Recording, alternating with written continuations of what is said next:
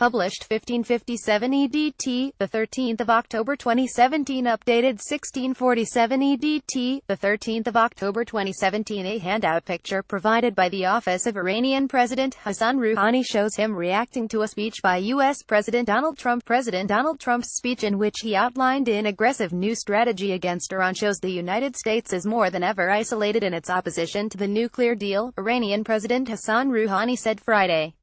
Rouhani spoke in a televised address shortly after Trump's much-anticipated White House speech, in which he decertified his support for the 2015 nuclear agreement, and left its fate in the hands of congressional lawmakers.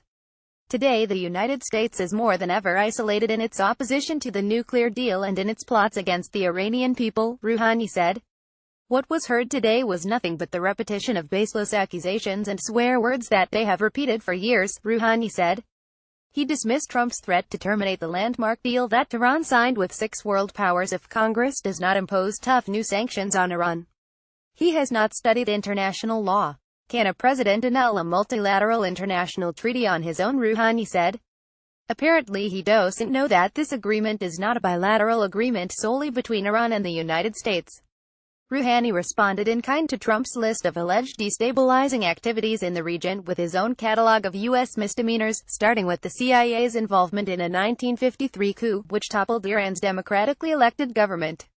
He criticized U.S. involvement in wars from Vietnam to Afghanistan and Iraq, and highlighted the shooting down by a U.S. naval vessel of an Iran Air passenger flight in 1988, which killed 290 people. Many Iranians responded to Trump's speech on social media with the hashtag #NeverTrustUSA, with many highlighting the travel ban placed on Iranians earlier this year. The most disgusting part of Trump's speech was when he tried to show himself as sympathizing with Iranians, wrote one Twitter user.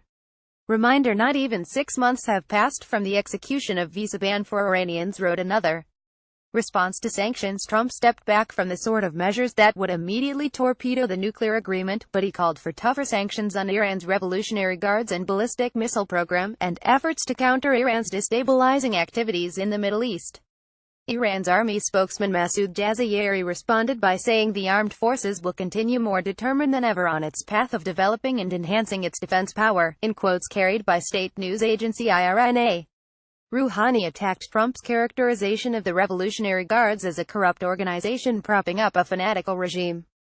Is the Iranian government a dictatorship, or is it the governments who are supported by the United States and still run their country on a tribal basis and have never seen an election in their country? Rouhani said in a pointed reference to Iran's regional rival, Saudi Arabia. Despite Trump's aggressive rhetoric, Rouhani said Iran for the time being remained committed to the nuclear agreement known as the Joint Comprehensive Plan of Action (JCPOA). We respect the JCPOA, so long as it remains in keeping with our national rights and interests, he said.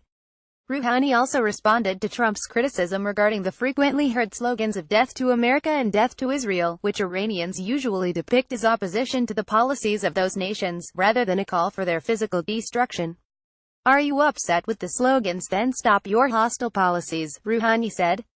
Sorry, we are not currently accepting comments on this article.